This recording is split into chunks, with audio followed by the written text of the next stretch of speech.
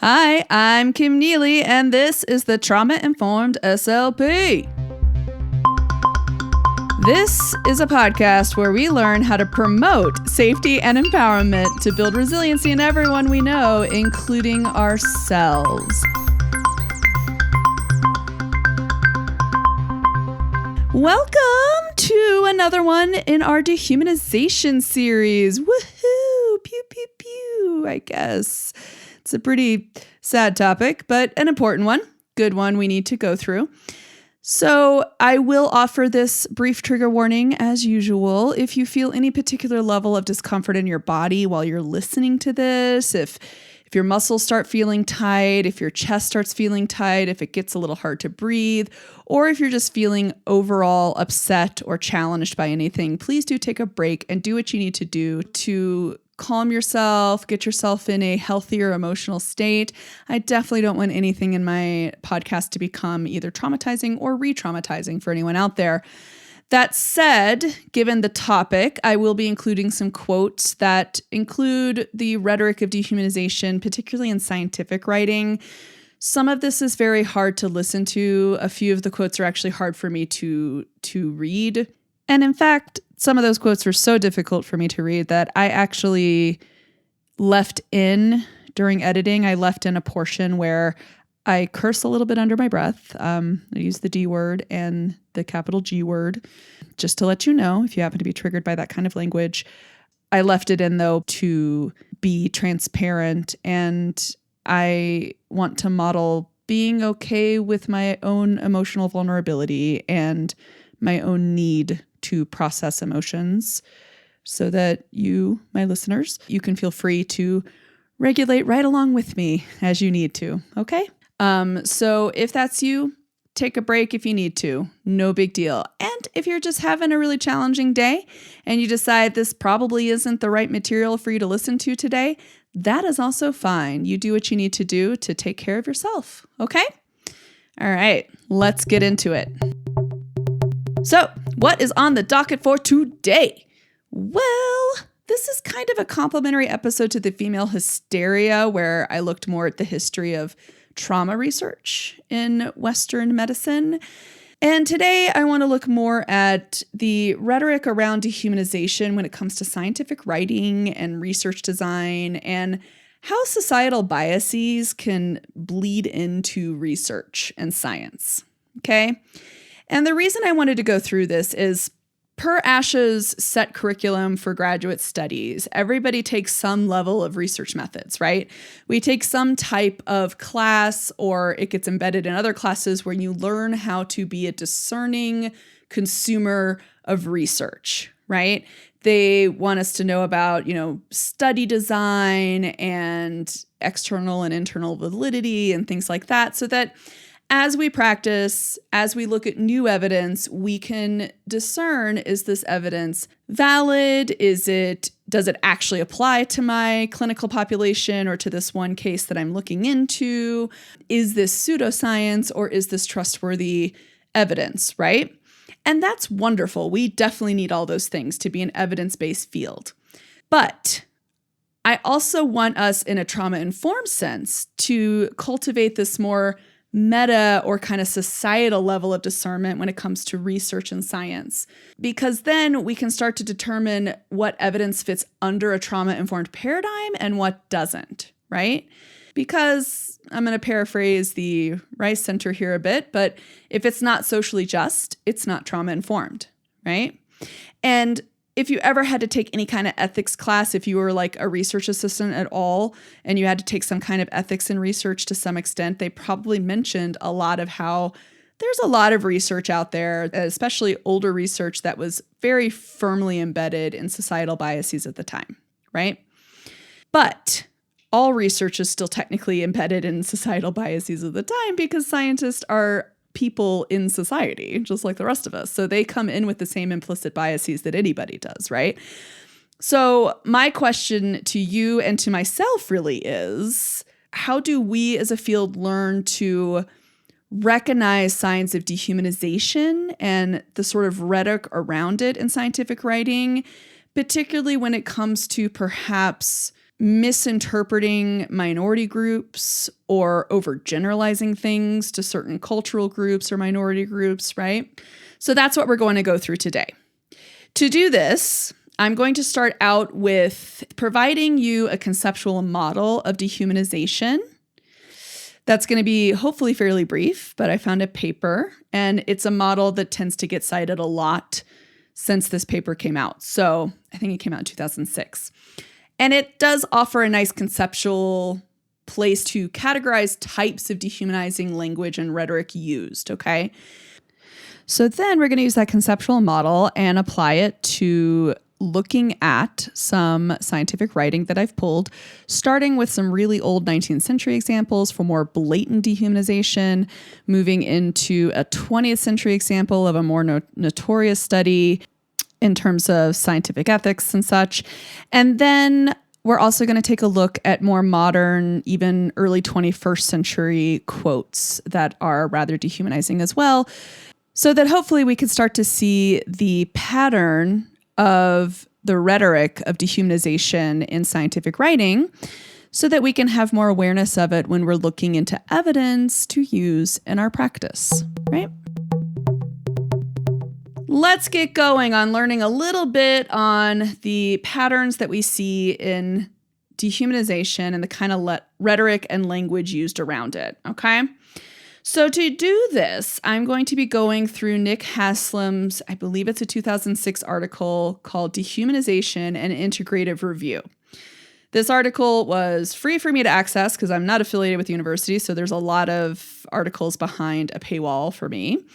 And it does also have a fair number of citations, and it does get referenced a lot. And Nick Haslam is a researcher who does a lot of like social psychology stuff in addition to some other things. So in this big review article, Nick Haslam put forth a model of dehumanization. One of the ways that he says this model is distinctive from other ones predating it is that it broadens the concept of dehumanization to encompass these two main forms that operate both interpersonally, so on a one-on-one context, and also in intergroup context, so like this group against that group, right?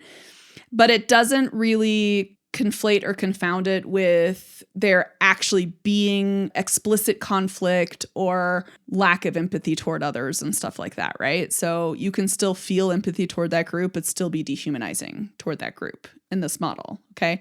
That's an important thing to think about because a lot of us don't like to think that if we feel empathy, we can still be dehumanizing, but we can. And that's really important for us to know about as clinicians, especially in terms of being trauma-informed, because if you're not really recognizing someone as fully human in front of you, that's going to come across in implicit ways that you probably are not aware of, but that definitely has a negative impact on that person feeling emotionally safe with you in particular, but safe in general. It definitely has an impact on safety, right, for that other person.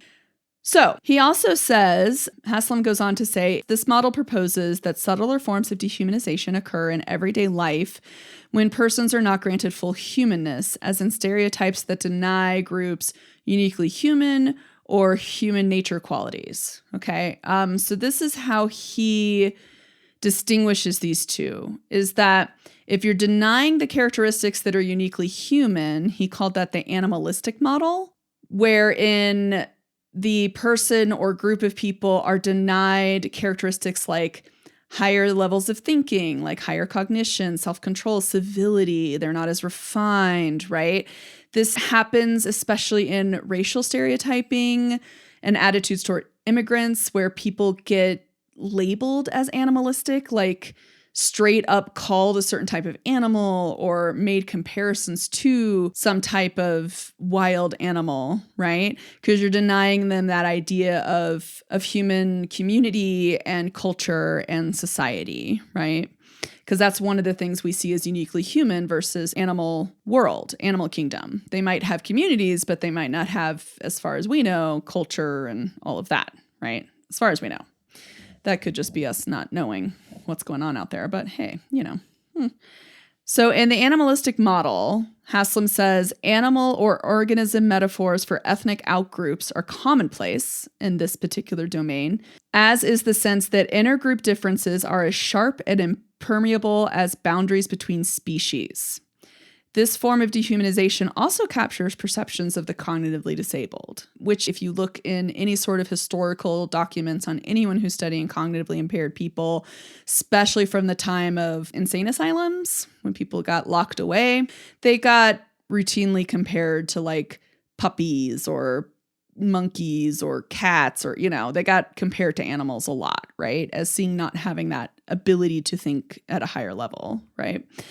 This is also the type of model that is in the 10 steps to genocide. If you Google that, you'll actually find some articles on that. I'll also include a link in the show notes. But when you look at the 10 steps to genocide, animalistic dehumanization is a big piece of that, of making that very sharp distinction between the majority dominant group and those others.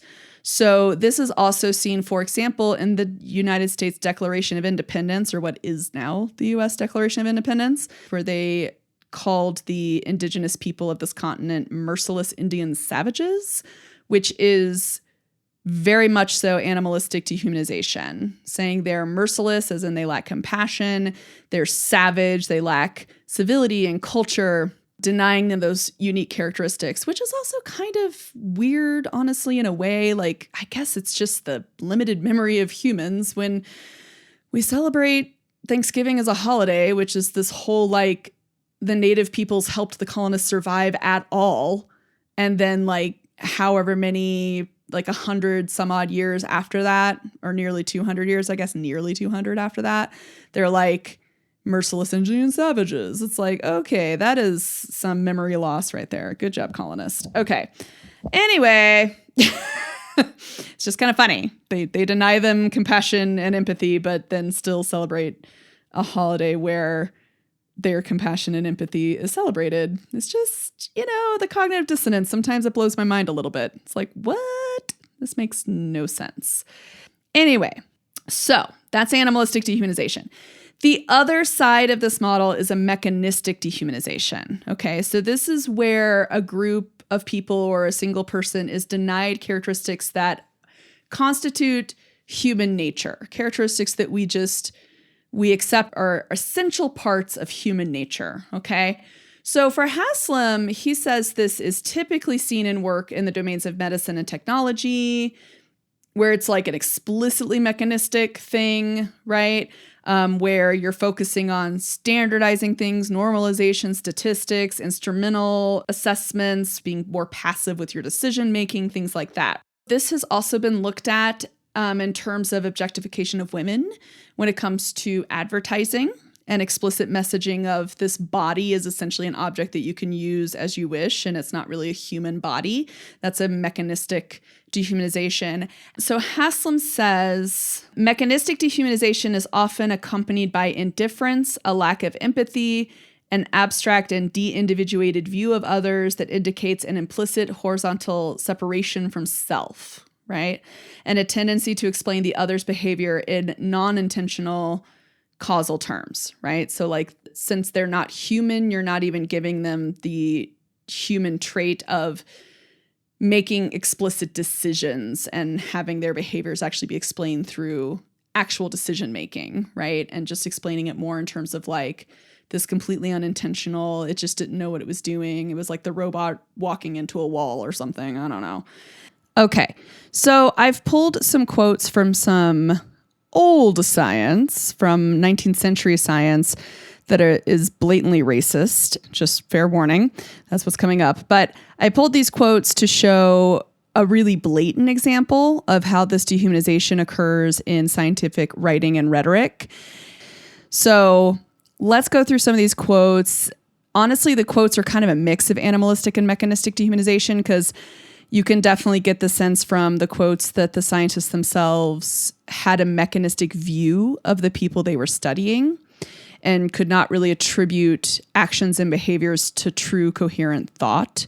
So a bit of that is in here. Also some infantilization and that type of more animalistic dehumanization where it's like, okay, they just lack these higher skills. So a little bit of a mix of both in these quotes.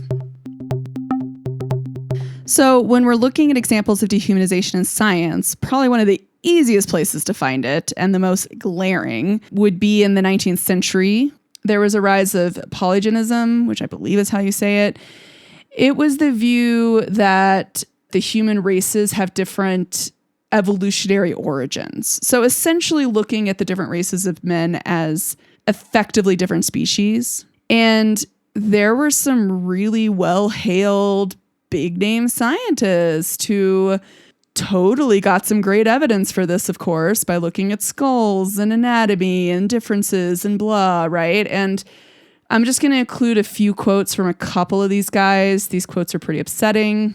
First one I'm going to talk about, Louis Agassiz. He was Swiss, but he did actually come to America, and he actually was at Harvard. He was like this big deal guy at Harvard for a while there. I will include some links to some articles below to further look into this guy if you want to. One of the quotes he said when he was trying to publicize his theory about Africans. Basically, he studied people of African descent. He also went to Africa to study people, and he studied African Americans and who were slaves at the time. I think he actually took what's considered the first photographs of slaves ever, which was when he selected, I think it was about 8 of them or so, and had them all come to his lab and strip down so that he could take these naked pictures of them and study their physiology. That in and of itself is horrific. And yeah. So I'm just going to read a quick quote from the Harvard Crimson.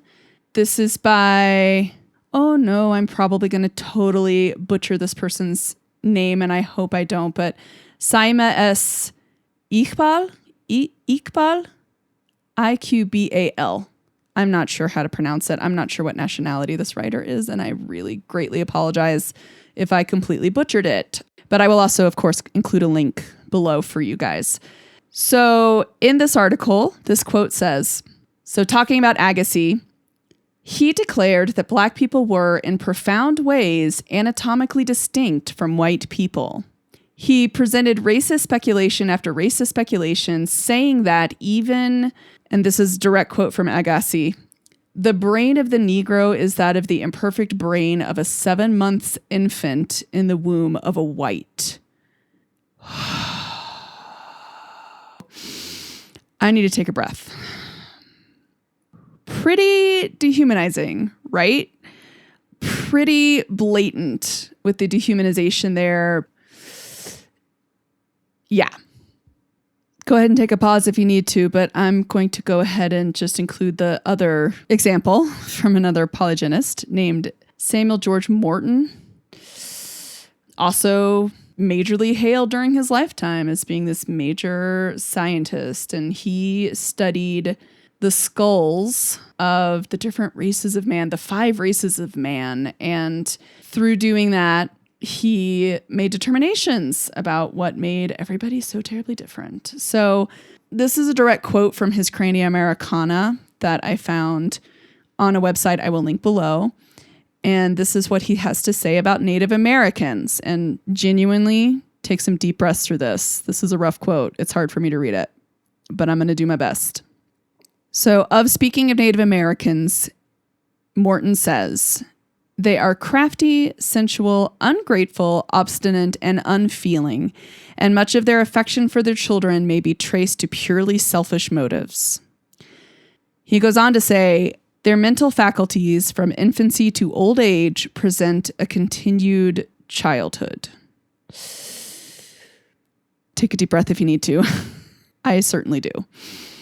Yeah, those quotes are really rough, right? But I did want to include them here because I wanted to use this as an example of how, we're over 150 some odd years removed from these guys. Society has moved along. I know 100% there are people in the world who would still agree with the stuff these people say. But on the whole, society has moved past this, and it's all too easy to think on the whole, scientists have moved past this, right? And, maybe when it comes to studying the different races, they have, but not when it comes to dehumanization, not when it comes to the rhetoric around animalistic and mechanistic dehumanization of others, of people determined to be different, right? And there's nothing wrong with seeing the differences and respecting those differences. The problem comes when we put a moral value onto the difference and we say that they're different from us, therefore they are inferior, right? That is where we get into the hierarchical culture. That is where we get into white supremacy culture. Yeah? So I just want to include these because, as Brene Brown says, we are all vulnerable to the slow and insidious practice of dehumanizing. Therefore, we are all responsible for recognizing it and stopping it. And so that's the whole point of this, right? We're looking at this meta view of dehumanization in science. And then next episode, we'll look at dehumanization in medicine so that we start to understand this more meta side of being trauma sensitive, of being aware of these systemic signs of oppression and moralization and white supremacy culture, hierarchical culture, and being able to recognize that so that we can be vigilant against using science thoroughly mixed up with societal biases as our evidence for our field, right? We don't want to do that. Okay, so the Tuskegee experiment, or Tuskegee syphilis study, sometimes it's referred to as this Tuskegee syphilis project. The study lasted from 1932 to 1972. So that's 40 years that the study lasted, okay? And the purpose of the study was to essentially observe and report on the trajectory of untreated syphilis in a group of African American men. And they ended up having a group of nearly 400 men who were the patients with syphilis in the study, okay? The official record is they didn't give them syphilis, they just showed up with it. So ethically speaking, if you know anything about the timeline of antibiotics and when they became available, this might throw up a red flag in your mind. Because 1932, okay, America's in the Great Depression, antibiotics are not available. There is no cure for syphilis, there's only treatments. But they, of course, withheld those treatments from these men so they could observe what happens to the body. However, antibiotics started becoming widely available in the 1940s, and they cure syphilis. So for the majority of the time the study went on, there was a cure for syphilis, which was not made available to these men. The other issue with this is really right off the bat, it sounds awfully racist. Why are they only studying it in African American men, right? So the reason this study looked at African American men with syphilis is because there was a debate in the scientific community at the time. In like the late 19th century, there was this ongoing debate of whether or not disease would affect Black bodies differently than white bodies. Because, I mean, we knew the impact of untreated syphilis in white bodies. We had known that for a very long time. There were so many Europeans and aristocrats with syphilis, like, throughout history. Like, it was pretty well documented, right? So the question was, would it affect the African body differently? Which sounds an awful lot to me like this has some legacy. This has some connection to the polygenism of the quotes that I just pulled from earlier in this episode. Because why in the world would you think a bacteria affects one body differently from the other just due to the skin color of that person, unless the debate is couched in this idea that the different races of men are actually different species, right? You kind of can't think of that debate any way than you just assume there's something inherently different within the body of people of African descent versus Caucasians, European descent, right? So automatically pretty racist to begin with, right? But clearly the question comes from societal biases and also from the scientific legacy around racism and around justification for slavery, which is a lot of where polygenism came in. So the main reason I want to talk about this study right now, and really pulling on Martha Solomon's paper, is that she proposes the question, which is often on my mind whenever I heard of the study, of why the study was allowed to continue for 40 years. Like, why was funding renewed? Why did it continue so far past the point where syphilis could be cured? Why was this happening?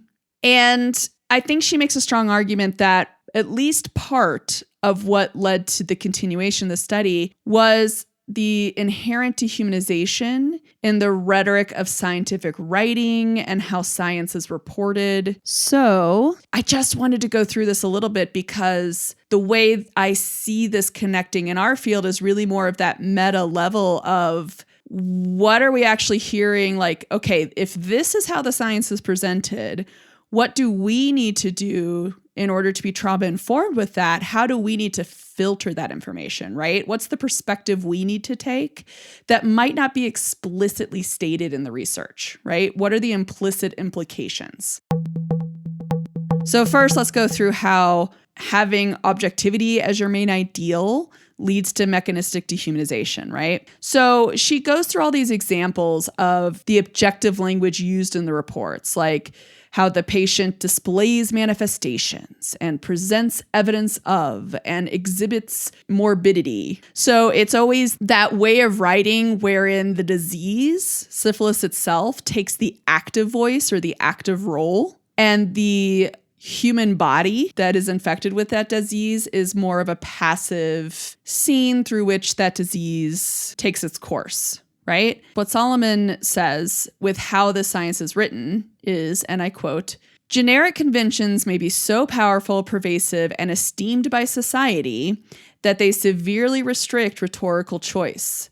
Redditors inculcated with those generic conventions may become insensitive to alternatives and blind to the limitations and assumptions inherent in them. So basically what she's saying here is when scientists are training so extensively in scientific writing, it becomes all too easy for the scientist to be very desensitized to alternative perspectives and viewpoints, alternative interpretations of data, and maybe alternative like study designs. Like, are you doing an appropriate comparison here? Is your comparison actually a bit dehumanizing to what you're trying to study? So it's through being desensitized to the inherent dehumanization within the way science is presented and written that automatically distances researchers from the people that are involved. And the subjective detachment in the writing style directly ties into this next example of mechanistic dehumanization she goes through, which is that the way the science is presented is that knowledge is the actual value here, not really the human lives involved with the study. It's the pursuit of knowledge. That is the most noble quest, right? To obtain knowledge, to further human knowledge. And that's really the value. And when they wrote about the Tuskegee syphilis study and its results, they talked about the knowledge as the primary value for why it was going on so long, right? Like, how could you stop the study? Because what about the costs? You know, these men are basically giving their lives to these pursuit of knowledge. Which, side note, the participants did not know. They didn't even know they had syphilis. Nobody even told them that. They just told them they had bad blood and they're coming in for treatment for bad blood. And they didn't know that they actually weren't getting treatment. That's another ethical side note here. But they presented it like kind of the way we talk about animal sacrifices in research now, which is what people talk about, animals sacrificing themselves for the pursuit of knowledge. That's how they talked about these men. They were essentially sacrificing these men for the pursuit of knowledge, which is far more noble, right? And so that's automatic dehumanization right there, saying knowledge is more important than the human lives, right? And then also the idea that by having patients, the researchers were given the agency to observe the course of this disease, right? That also goes into that because like the knowledge, the ability to observe it is far more important than the lives. So as Solomon says, implicit in all of this is evaluation of knowledge regardless of the human costs, regardless of the lives impacted, the families impacted, the community that's impacted by this. So animalistic examples. She actually doesn't go into a ton of these. Solomon mainly mentions it as casual dehumanization, where, and I love the way she wrote this, a hint of condescension appears. I love that in the scientific writing, right?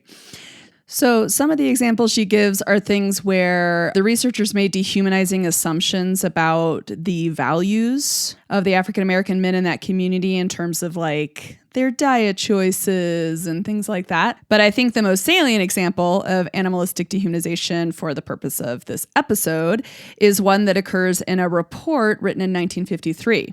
This report is talking about the incentives they use to get the men to come into the clinic, okay, for their observation. They mentioned things like they offered $50 of free medical examination, but the men in the study, they were way more interested in receiving hot meals. And the researchers judged that as like, oh, look at these guys just not knowing what's really an incentive. Like they're just not smart enough to realize the benefit of $50 worth of free medical care, which I think is funny because number one, these guys weren't even getting medical care when they thought they were. So that's ethically like, really, guys, come on. And also, like, once again, you think of working with like an impoverished community where people are living paycheck to paycheck, and you think of like Maslow's hierarchy where physiological needs are at the bottom, like food and shelter are the most fundamental things. They're going to be the priority above free medical care. You know what I mean? Not that free medical care isn't nice, but just based on human needs. Like these researchers didn't even think about that, right? Because probably these medical researchers always had access to food. They probably never even thought about that fact that some people don't have the money to buy food all the time.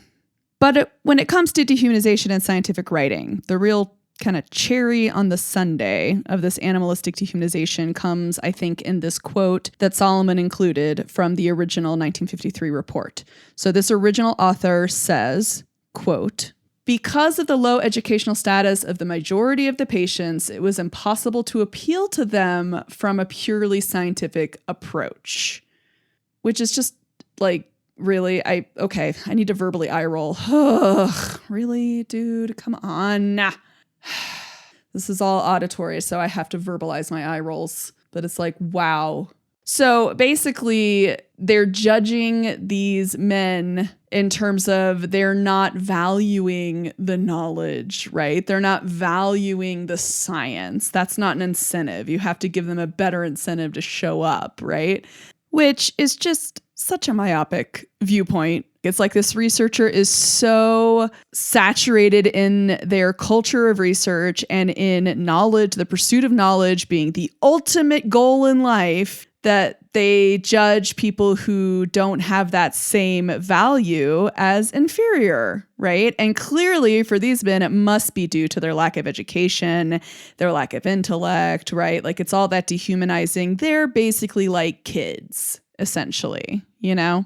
So the main thing to take away, I think, from this paper for us in our profession is when we are digesting scientific research, when we are going to talks and listening to researchers present their science, considering things like, you know, while the objectivity is needed in order to reduce confounders, you know, and increase the validity of the studies, making sure that objectivity isn't somehow blinding people, right? Always keeping in mind that flip side of like, did anybody ask the participants what their perspectives were? Did anybody wonder? Or if it's an intersectionality question, if they're studying a group that they are not a part of, did they have anybody from that group as either a main part of the research design team or as a consultant towards research design and data interpretation, right?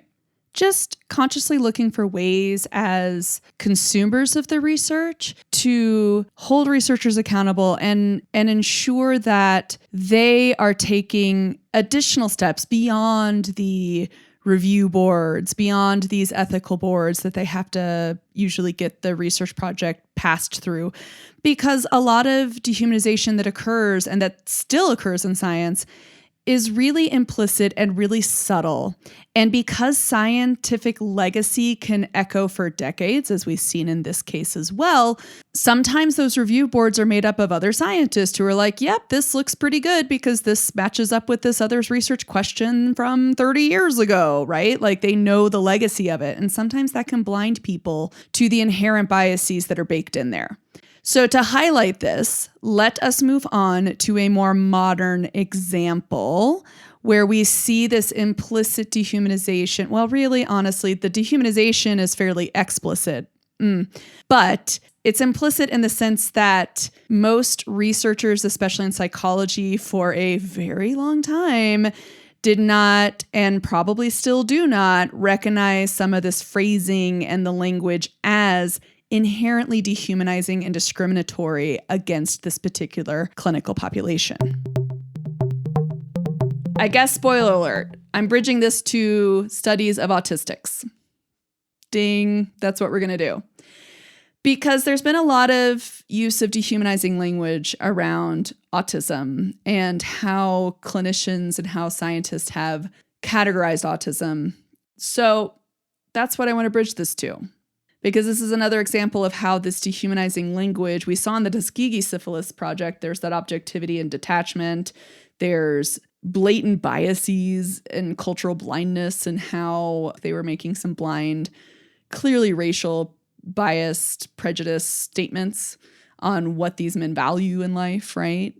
But we see a lot of this repeating itself, essentially. This similar rhetoric is repeating itself in a lot of autistic studies.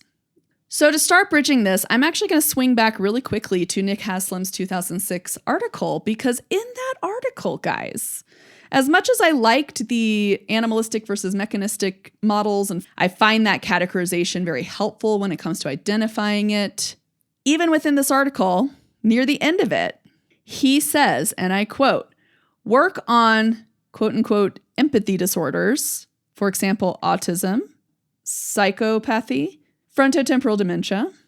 These disorders are often described in the same terms as mechanistic dehumanization, marked by a lack of emotional depth, warmth, and pro-social concern. Now that sentence sounds maybe a little good, like, oh, he's recognizing people have mechanistic dehumanization toward like autistics and people with certain psychological disorders. But no, this is what he says. He says, people with autism have difficulty recognizing others' beliefs, wishes, and emotions, and are sometimes said to perceive others in rigid and mechanical ways.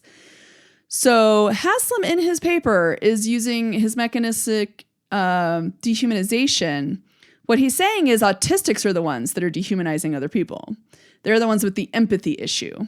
And so they see people as machines to work for their needs. And we've heard that before, right? Where autistic children use people as objects and stuff, which is like, that is a clear bias toward not seeking to understand what their behavior is and what they're doing, which oftentimes is communication and trying to get a need met. Yeah, spoiler alert. But yeah, so this is basically highlighting what is going to come up in one of the other quotes here, which is the double empathy problem, which I'm not sure if you know about. So I wanted to throw in a little definition of that. The double empathy problem, it was coined in 2012 by an autistic researcher, Damian Milton. And he proposed this theory that the social and communication difficulties present in autistic people when socializing with non-autistic people, or alistics, are at least partly due to a lack of mutual understanding between autistic people and alistic people.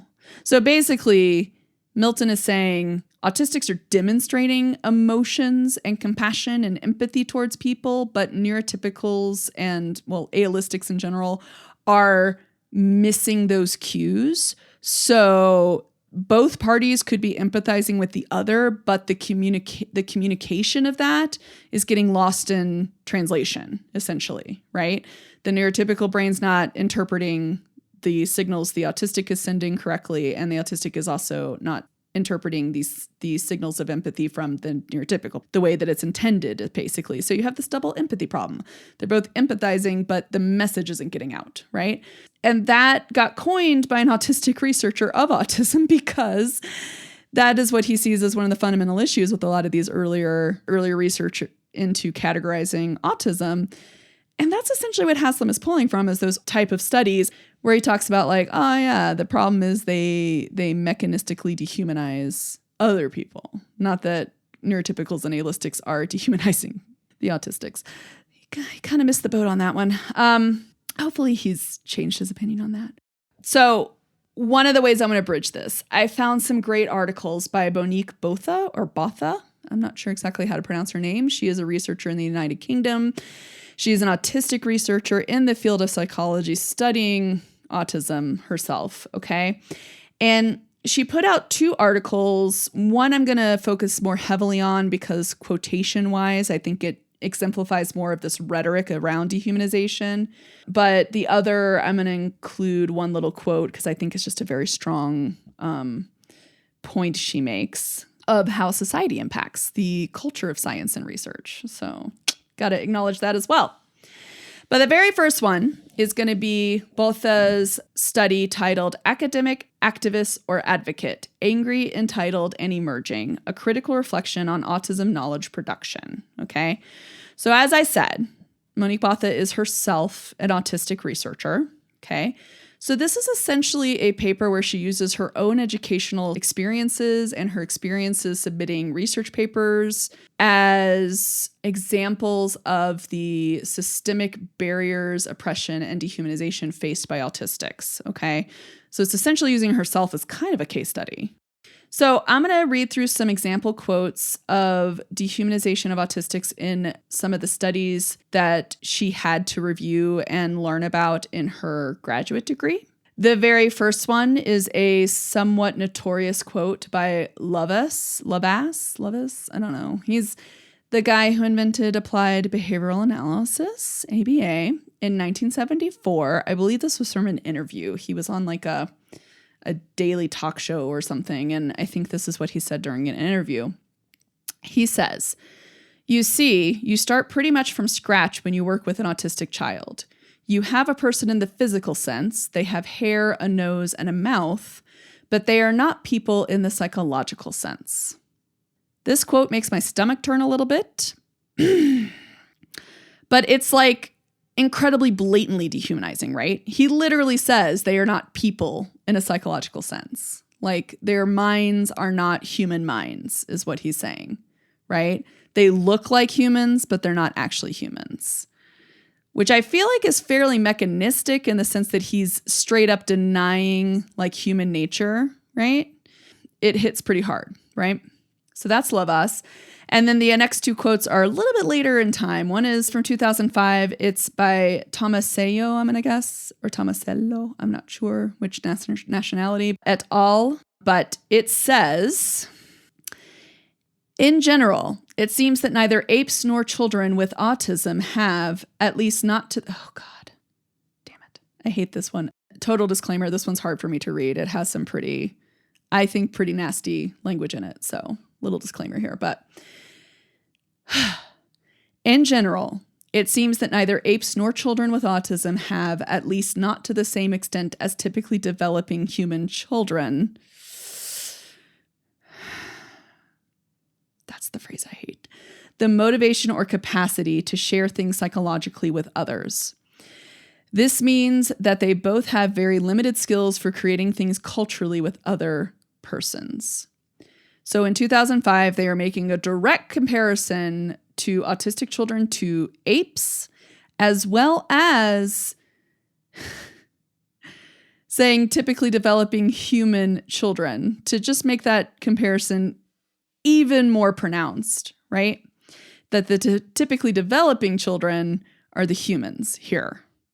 And the autistic children, or as he uses person first, children with autism, are nowhere near human, essentially, right? So there's clear animalistic dehumanization here, where it's like they don't have any motivation or capacity to share things, which is just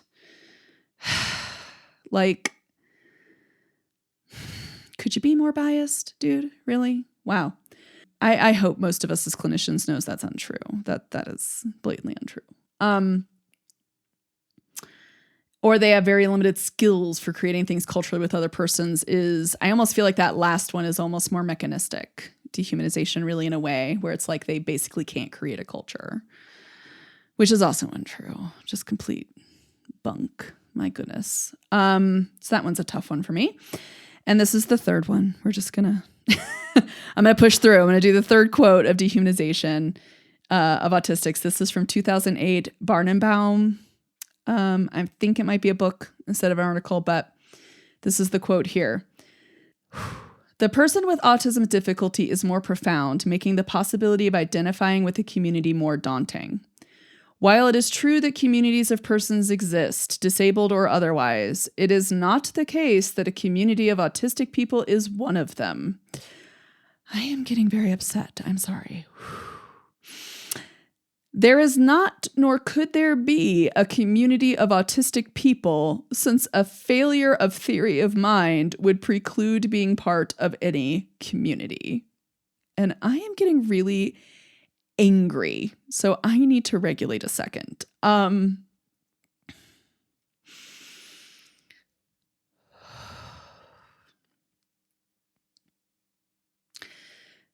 This is patently false. There is a very wide-reaching community of autistics, particularly in online spaces, because that's an easy, safe space for them to be. But yeah, completely untrue. What I think I find particularly pernicious about this quote is that Barnumbaum acknowledges that disabled people can create community, but denies the ability of autistics from creating community. Yeah. So I don't know if you noticed, but these quotes from this both the articles, they sound a lot to me like some of those quotes from the polygenism movement or whatever it was, the Agassi and Morton quotes, right? It's pretty dehumanizing. Also, Editor Kim would like to let you know, I am leaving in that section where I cursed a bit under my breath, which apologies. I know there will be people out there who feel that's very unprofessional, but I am leaving in that part and I'm doing it on purpose. I keep calling it dysregulation. It's not really. It's just sympathetic response to the dehumanizing language, which is, emotional challenge and emotional upset is an appropriate response to that. So I'm going to leave it in on purpose because I want to normalize that. It's normal to feel upset at these things, right? So instead of just pushing it aside, I want to normalize feeling that feeling and model our need to take a breath, to pause, to not deny the feelings, but to process them instead and acknowledge them. Okay? So this is the end of the Editor Kim interjection.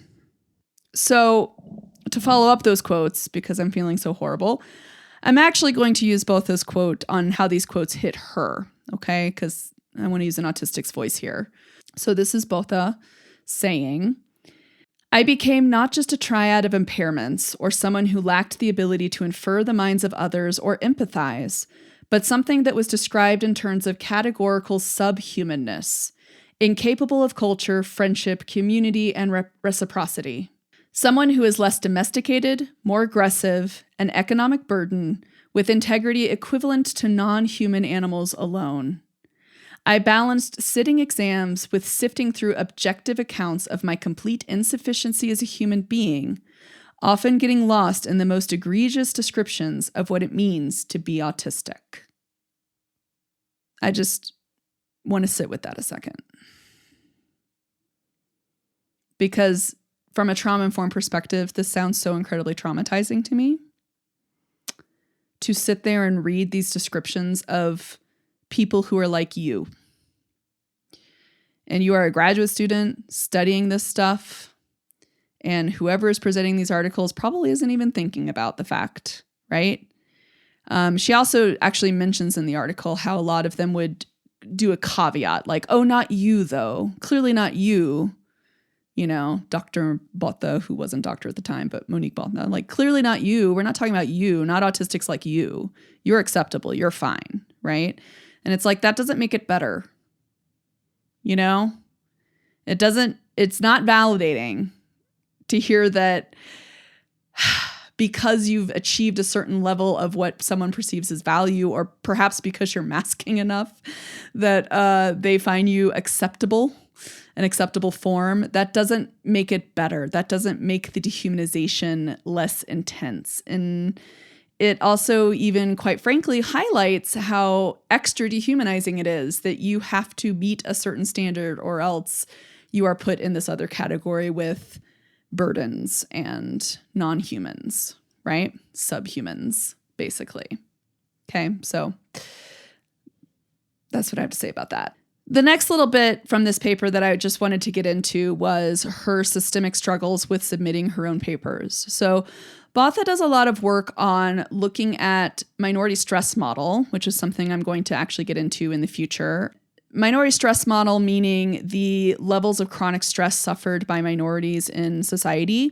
Originally, you developed in studying genderqueer people, gender fluid, non-binary, trans. But then also has been studied to apply quite greatly to many other minorities in society. And Botha is doing a lot of great studies on how the minority stress model applies to autistics. Just so you know, because when I go through this quote, she's going to mention an article or a study she did essentially where she looked at distress, the psychological distress scores. And that's what it's referring to. She was looking at levels of stress or distress among the minority population that is autistics. Okay. So this is more reflecting on the societal barriers she still faces as a researcher herself. So this is a quote. This is where she goes into talking about submitting her first paper to be published. It was on minority stress and mental health in autistic people in the autistic community. It was during her first year of her PhD. And she talks about how initially it was just rejected by a journal because they felt there weren't enough autistic people for it to be actually of interest to a general audience. But this was a journal that specifically published on a lot of minority stresses and a lot of other sub-minority groups. So that was suspicious and interesting.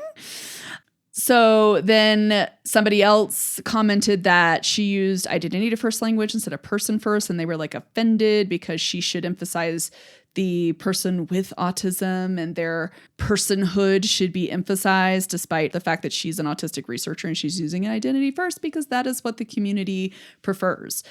I think she's still a fairly young new researcher out there. So this is not that long ago, okay? And then here's the quote that I wanted to include, because remember, she's studying the amount of chronic stress in the autistic community and seeing if it relates to the minority stress model, right? So here's what she says. One reviewer asked me to double check the psychological distress scores because the scores being normally distributed would indicate a very distressed sample. I double checked the data.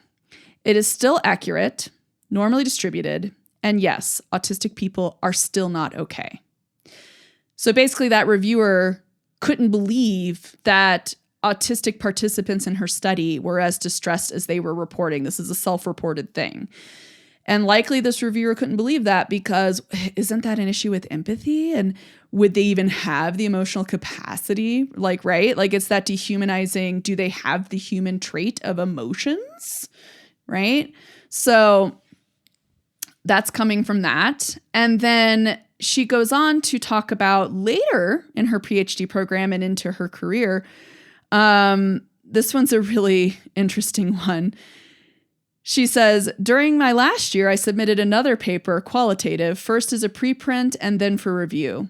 It has a section on the dehumanization of autistic people in research, a section that I highlight with specific examples dating over 60 years. 3 things happened.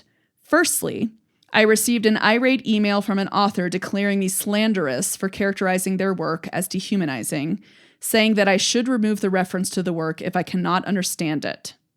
Secondly, when peer reviews returned, a reviewer asked that I say, not all autism research is dehumanizing, as if any amount would be okay. And I wanted to include a little side note here, listeners, because within the biases shown in this quote, right, one person getting incredibly offended that their research gets included in how autistic people get dehumanized in research, right? This researcher got incredibly offended and demanded she remove it, right? And then someone else saying oh, but not everybody dehumanizes, not all autism research dehumanizing, right? Got to put in a qualifier. I wanted to include this thing that jumped out to me, which is this includes a lot of examples of white supremacy culture. So swinging back to that. So, for example, the right to comfort, which is an aspect of white supremacy culture. Right to comfort being the person who is upset and basically either wanted them to correctly interpret it or remove it, right? You should be comforting and appeasing essentially that person who is upset by what you said about their work. Also, right to comfort in the oh, you should put in a not everybody dehumanizes, not all autism research, right? Not all white people, not all this, right? Not all men, right? These sort of qualifiers is part of that supremacy culture of I'm of this majority group and I have the power here and I expect to not feel emotional discomfort when somebody says I've done something potentially harmful or blatantly harmful even, you know? That's an issue with that, right? So this is where, like, if you read autistic people of color, when they talk about their experiences and BIPOC parents of autistic children, you hear them talk about how essentially white supremacy culture really can't be distinguished from ableism and from ableist culture, because it's essentially all rooted in that hierarchical way we think of society, in the sense of these people are at the top, they're the ones with the power, therefore they earned it or they're worthy of it, and everyone else just falls short of the ideal, of this expected ideal, right? So I just wanted to highlight that, because that still plays a pretty big role here in terms of dehumanization, but also in how people handle being told they've been doing some dehumanizing actions, right? And this is just a throwback to being systemically aware of these things, being trauma aware at that more systemic level of society and biases.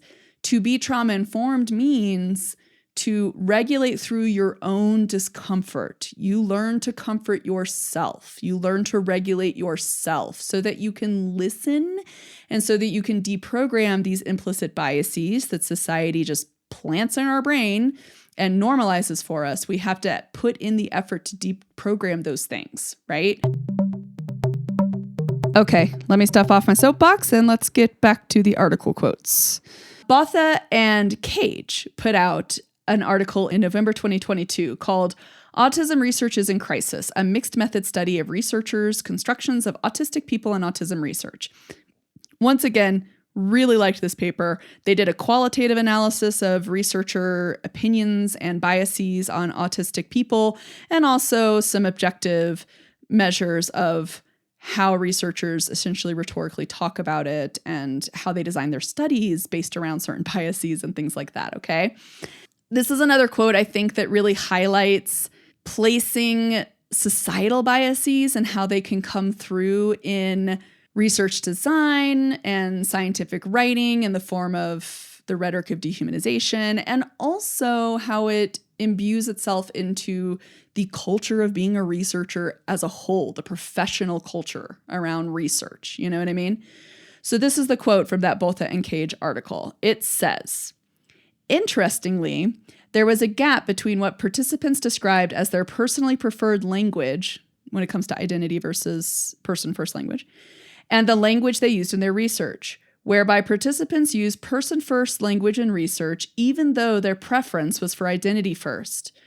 Further, some participants in biological fields had knowledge relating to neurodiversity, such as double empathy, but felt it would not have a place in their work because peer reviewers would not recognize this work as valid.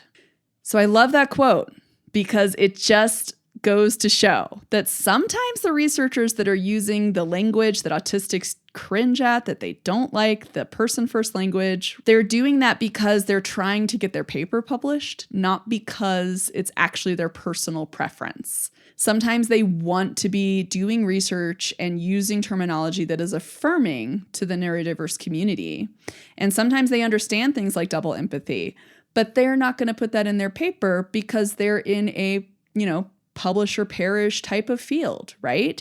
You got to keep cranking out those publications to get your tenure. You got to get the funding. You got to do, right? So it's this cog, this cog and this wheel of research and the culture of it and how the societal biases just sort of bleed into it that then will sometimes stop individuals from actually really doing what they feel is right in certain settings, or will make compromises just to be able to move themselves forward.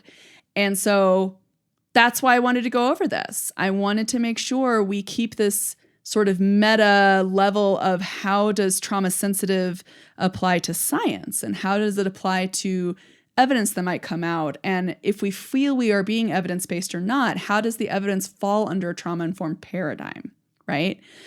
Because I think when you're asking whether or not it falls under trauma-informed paradigm, what you're really asking is there a significant societal bias such that implementing a treatment like this or assuming this research is fact and therefore interpreting all this other person's behaviors under that umbrella of fact, like autistics don't have empathy or something. If you're operating under that assumption and you see it in research, therefore it's fact, well, so now you have a problem, because how is it trauma-informed if you're operating on an assumption that is not true, and that leads you to perhaps misinterpret the cues of someone who's actually not emotionally safe, right? Because you got to promote emotional safety in order to really be trauma-informed. That's what this is about. We can't fall for the rhetoric that science is always inherently objective and bias-free. And to conclude that point, I'm going to use another quote from Botha, which I think is just a great quote to conclude with, because it's exactly what I'm trying to say here. She says, "Even if you have applied the scientific method, you cannot take the scientist out of the science. We discuss data as if it speaks for itself, rather than as the product of our measurement, design, and creation, all of which are predicated on the assumptions brought into the investigation. As such, all of science is entangled with the people who create it." And that's what I want us to remember. You can't accept any level of dehumanization that you happen to be consciously aware of and also be trauma-informed. Those two things don't go hand in hand. And I'm sure 20 some odd years from now, there will probably be another population that comes out and says, the way people approach this harms us. And if that does happen, as a trauma-informed therapist, it is your responsibility and your ethical duty to listen to what people are saying, be flexible, adjust what you're doing, and change. So I hope you found this somewhat helpful when it comes to thinking of how do you apply evidence in a trauma-informed paradigm? How do you read about treatments and new evidence or use older evidence? How does it fit, right? If it doesn't feel like it fits, honestly, if it doesn't feel like it fits, it might not fit. And being trauma-informed might require a change of approach. So if you want to switch, instead of being more compliance-based with autistics, for example, if you want to switch from that to being more neuroaffirming, there might not be as much research on neuroaffirming treatment paradigms, right? You're not going to be pulling from, oh, we saw these many improvements from these many participants. You know what I mean? Not that type of evidence, but you definitely 100%, if you're being more neuroaffirming, you are pulling from trauma-informed research and evidence for which there is a huge amount, because psychology has been studying this for quite some time. Psychology and neuropsychology and cognitive psychology and sociology and all these places, social psychology, all these different fields have been looking into trauma and minority stress and all this other stuff. So you're pulling on different evidence. Not that you're not being evidence-based. You're just pulling on a different body of evidence that will ultimately help because you're being more salutogenic, you're being more individually focused, you're taking a holistic approach, and you're taking a strengths-based approach to encourage and to promote emotional, physical, psychological safety, and also to teach the person to be more empowered so they can find their own safe spaces and they can get their needs met, right? So I hope you found all of this somewhat helpful if you're out there thinking big picture thoughts and you just need a concept or a model under which to stick those thoughts, because that's what I always find helpful. With all that said, I hope you join me again next time as we talk about dehumanization in medicine. So far, script-wise, it should be a shorter episode. Let's see what actually happens when I start to edit. But I hope you guys have a great week or two. My school SLPs out there, especially in the United States, it's getting to the end of the spring semester. Hang in there, guys. It's a crazy IEP world out there right now for school SLPs. So show them some love if you happen to know any. And just hang in there, guys. Do what you need to do. Take care of you. Okay? And I hope you all do join me back next time as we all start to learn what it really means to be trauma-informed SLPs. Bye.